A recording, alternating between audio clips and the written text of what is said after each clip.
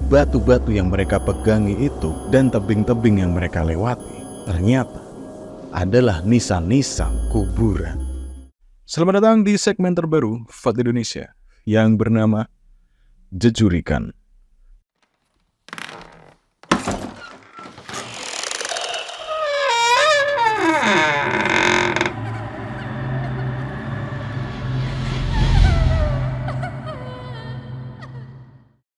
Di segmen ini saya akan menceritakan kisah-kisah horor yang tentunya membuat Anda semua ini menjadi merinding dan ketakutan gitu. Karena kisah horor yang akan saya ceritakan ini asli. Di episode pertama kali ini, saya akan membahas tentang kisah horor teman saya ketika mendaki gunung. Sudah siap? Mari kita masuk ke intronya.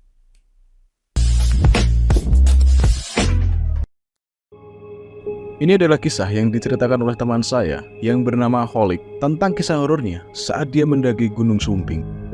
Beliau ini adalah seorang pendakian profesional dan berpengalaman dalam pendakian.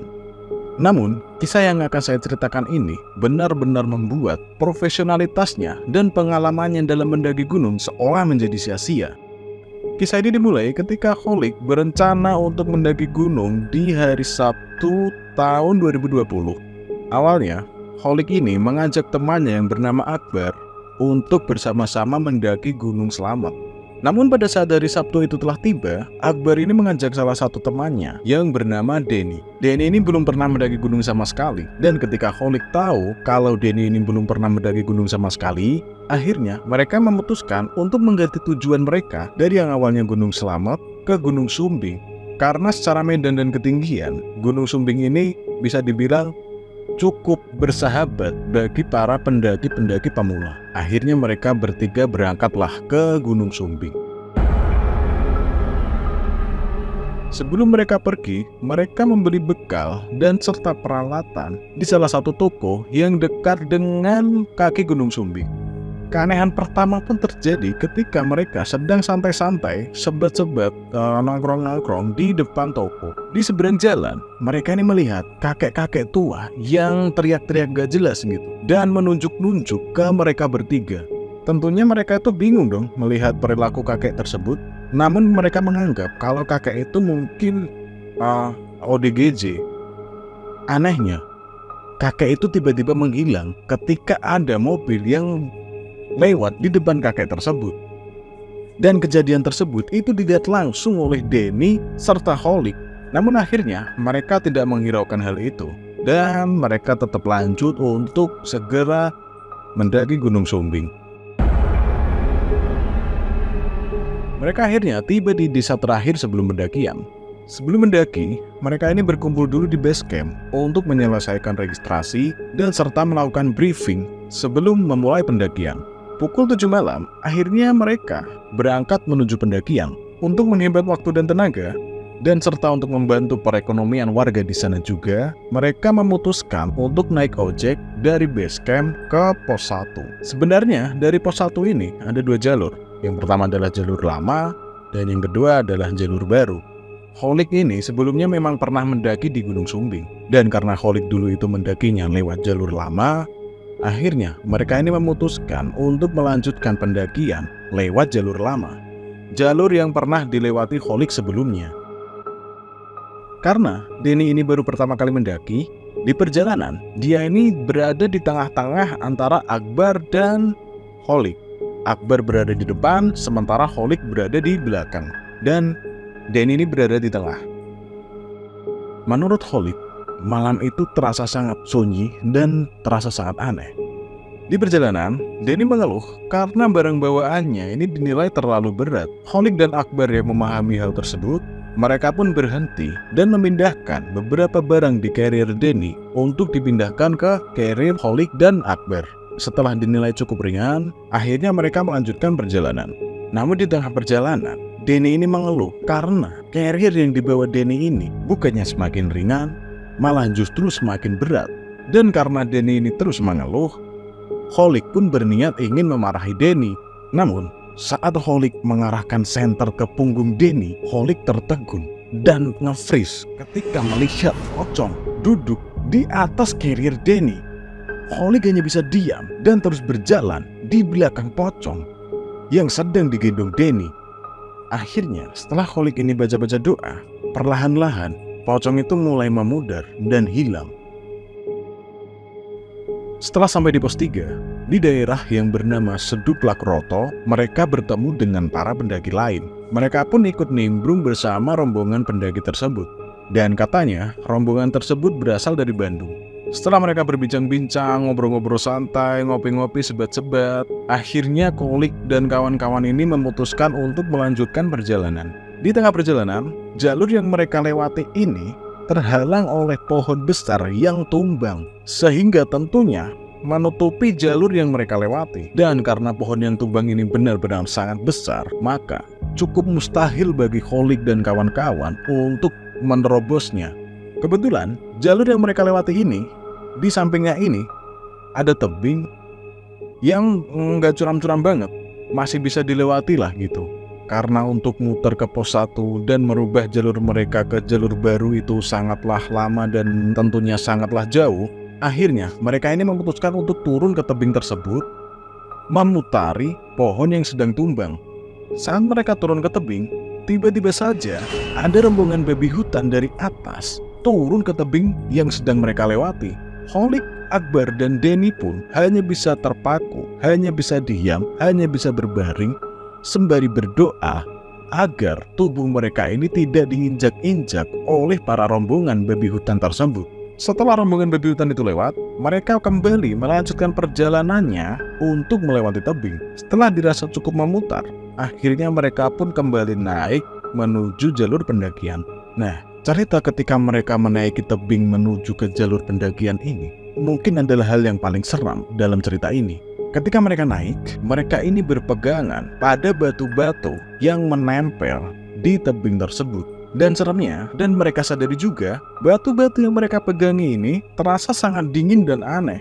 Dinginnya batu ini cukup membuat mereka bertiga ini panik. Setelah sampai ke jalur pendakian, karena penasaran, mereka menyoroti kembali jalur yang mereka lewati tadi. Dan betapa kagetnya mereka bertiga melihat bahwa batu-batu yang mereka pegangi itu dan tebing-tebing yang mereka lewati ternyata adalah nisan-nisan kuburan. Jadi selama ini mereka ini sebenarnya sedang mendaki kuburan. Perjalanan pun terus berlanjut. Pukul 12 malam, mereka ini akhirnya sampai di daerah Pasar Watu dan mendirikan tenda di sana juga. Anehnya pada malam itu, biasanya Pasar Watu ini ramai sekali pendaki-pendaki yang naik. Namun pada saat itu, atau pada malam itu, tidak ada sama sekali pendaki-pendaki lain dan hanya ada mereka bertiga saja. Setelah mendirikan tenda, sholat isya, makan malam, terus ngopi dan sebat, akhirnya mereka memutuskan untuk tidur di sana. Sekitar jam 2 malam, Holik ini terbangun gitu karena mendengar suara berisik di luar tenda. Suara tersebut terdengar seperti rombongan pendaki yang sedang sibuk melakukan aktivitas. Karena Holik ini merasa agak sedikit terganggu oleh suara berisik tersebut, Holik ini memutuskan untuk keluar tenda dan sebat-sebat sebentar lah gitu sebelum Holik ini melanjutkan tidurnya. Namun apa yang terjadi? Ketika Holik keluar tenda, ternyata tidak ada satu orang pun di luar tenda. Dan yang Holik dengar ini apa? Holik akhirnya memutuskan untuk masuk ke tenda dengan ketakutan tentunya. Dan seremnya, suara itu nggak hilang sampai Holik tertidur. Pagi harinya, sekitar pukul 3:30, mereka akhirnya melanjutkan perjalanan ke puncak untuk memburu sunset alias matahari terbit. Karena ya kalau kita naik gunung, kalau tidak menemukan sunset ini kan kurang gitu. Dan ketika mereka sampai di puncak, perjuangan mereka ini seolah terbayarkan oleh pemandangan puncak Gunung Sumbing yang benar-benar indah. Pemandangan di sana benar-benar indah dan menakjubkan. Di atas puncak juga ramai sekali para pendaki-pendaki yang ngecamp dan berburu sunset di sana. Holik dan kawan-kawan akhirnya mereka mendirikan tenda lagi di situ, makan, istirahat, ngobrol-ngobrol, dan melanjutkan tidur juga.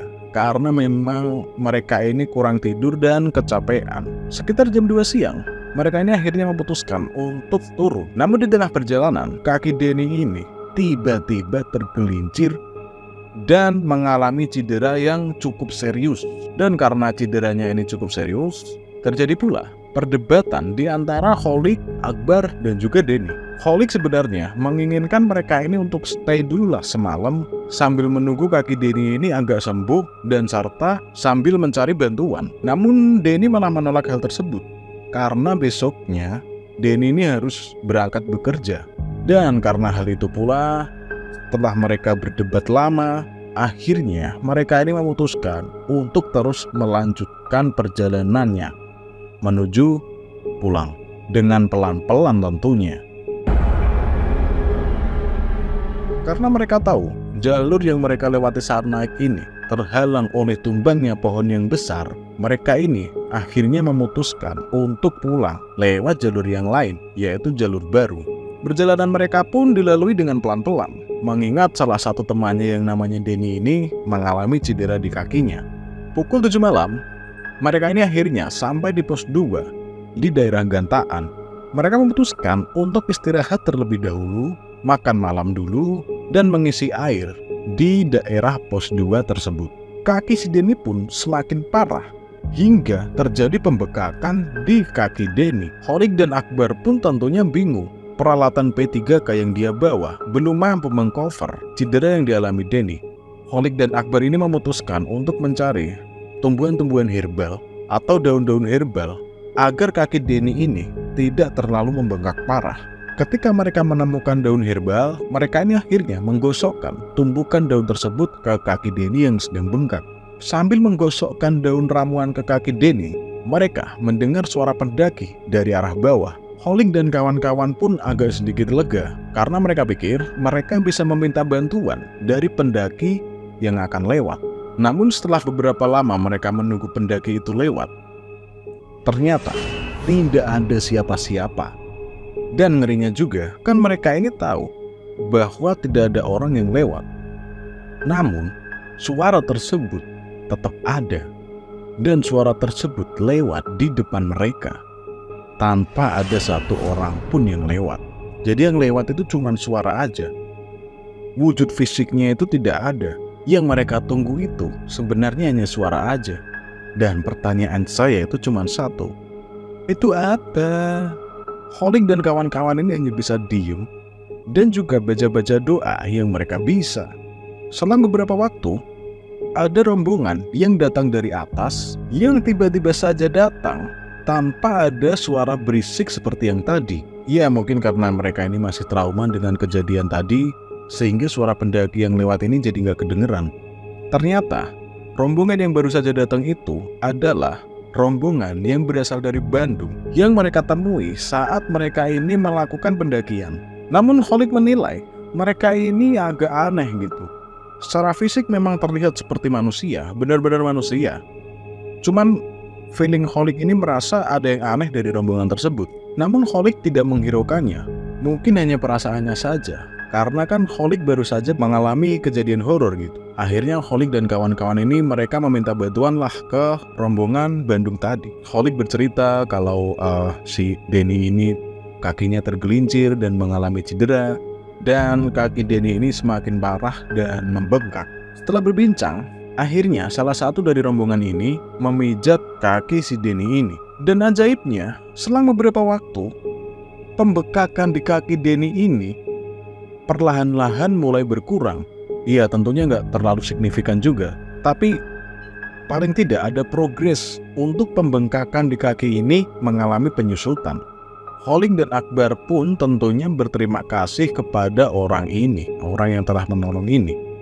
Anehnya, Denny ini malah cuma diem dan tidak mengucapkan terima kasih gitu. Namun, ini serem nih. Namun Denny ini memberikan kode, mengintipkan mata gitu ke arah Kholid dan Akbar. Dan seketika itu, Kholid dan Akbar ini baru sadar bahwa pendaki yang berasal dari Bandung ini, dari tadi mereka ini sangat sedikit berbicara. Sangat aneh gitu. Mengingat kemarin itu mereka ini berbincang dengan humble dan ramah. Tapi kok tiba-tiba dalam momen tersebut mereka ini seolah diem gitu, seolah sedikit berbicara gitu. Tentunya Kholid dan Akbar ini cuma bisa diem dan nge-freeze. Nah, saat situasi nge-freeze tersebut, tiba-tiba salah satu dari rombongan Bandung ini mengatakan bahwa dia dan rombongannya akan melanjutkan perjalanan menuju turun. "Saya pergi dulu ya mas," ucap salah satu dari rombongan pendaki tersebut. Saat rombongan pendaki dari Bandung itu bersalaman dengan Kholid dan kawan-kawan, tangan dari seluruh rombongan pendaki dari Bandung tersebut terasa sangat panas. Bahkan menurut Kholid, panasnya itu kayak gelas yang diisi air panas. Namun bagaimana lagi, mereka hanya bisa pura-pura tersenyum serta menahan panas dari tangan para pendaki Bandung tersebut tanpa mereka bisa teriak ataupun kabur. Ketika para pendaki ini turun, mereka ini berjalan dengan sangat cepat. Bahkan Kholid yang mengarahkan senter ke arah jalur turun pun sudah tidak bisa lagi melihat mereka. Mungkin karena mereka ini berjalan dengan sangat cepat, atau mungkin mereka ini menghilang. Saat mereka sudah hilang, Denny pun akhirnya bercerita pada saat kakinya ini dipijat oleh salah satu rombongan dari Bandung tersebut. Denny ini melihat orang yang memijat kakinya, di bola matanya tiba-tiba menjadi hitam. Oke, lanjut ke perjalanan turun mereka.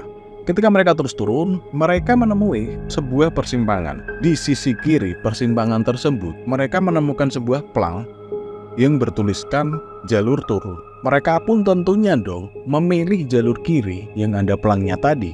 Di tengah perjalanan, mereka ini menemui sebuah padang rumput yang cukup luas, dan di sana ada sebuah batu yang cukup besar.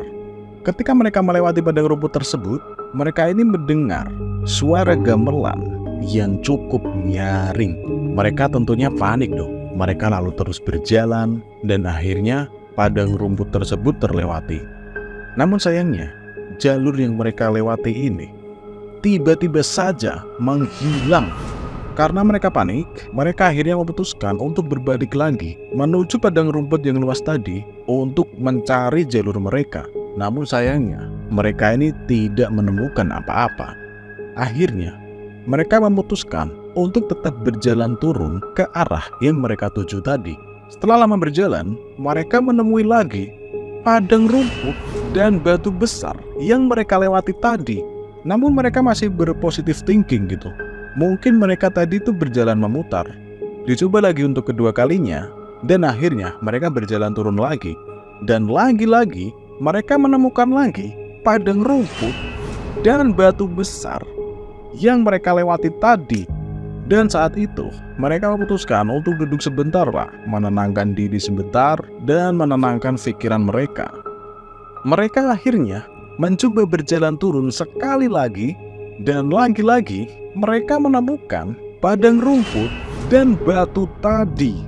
Karena mereka sudah sadar bahwa mereka ini disesatkan, Kholid ngomong ke Akbar dan Denny, "Oke fix, kita udah disesatkan. Kita tidak tahu kita bakal bisa balik apa enggak. Kita tidak tahu kita bisa selamat apa enggak. Dan daripada seperti ini, mendingan kita bagi deh rombongan kita menjadi dua. Paling tidak, jika ada salah satu dari kita yang selamat, kita bisa mencari bantuan untuk mencari salah satu dari kita yang hilang. Kalian atau aku yang selamat." Setelah Kholid ngomong seperti itu, akhirnya mereka memutuskan untuk membagi rombongan menjadi dua. Yang satu Akbar dengan Denny, karena Denny tidak mungkin ditinggal sendirian karena kakinya masih cedera. Satunya lagi Kholid sendirian.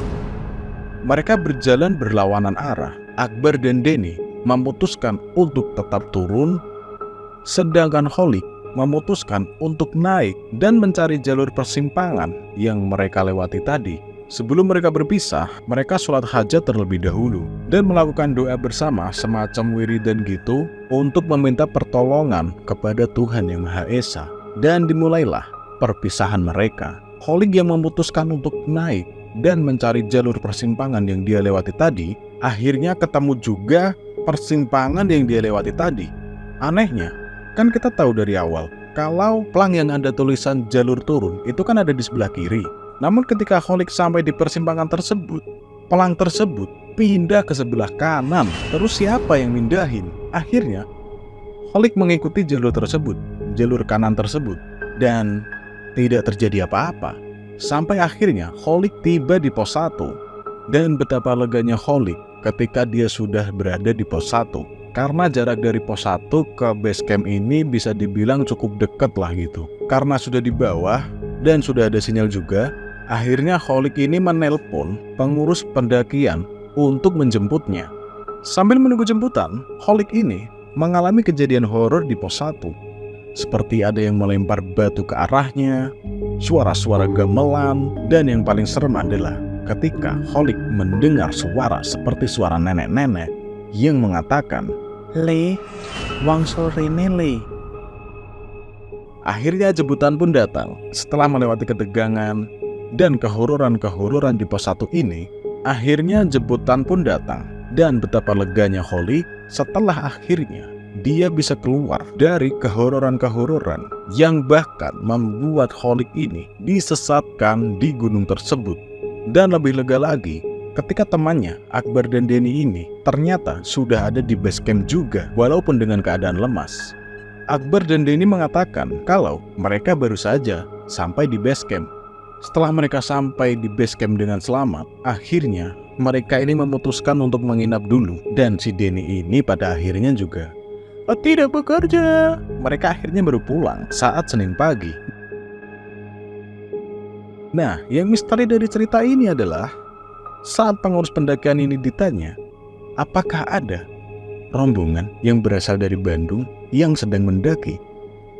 Dan jawaban dari pengurus pendakian ini adalah tidak ada. Oke, mungkin ini dulu cerita horor dari segmen Jejurikan ini. Dan tolong subscribe sebagai bentuk sodakoh kalian-kalian ini, agar saya ini lebih bersemangat untuk membuat video-video yang kalian sukai. Dan mungkin itu saja, saya RZ dari VOD Indonesia. Sampai jumpa.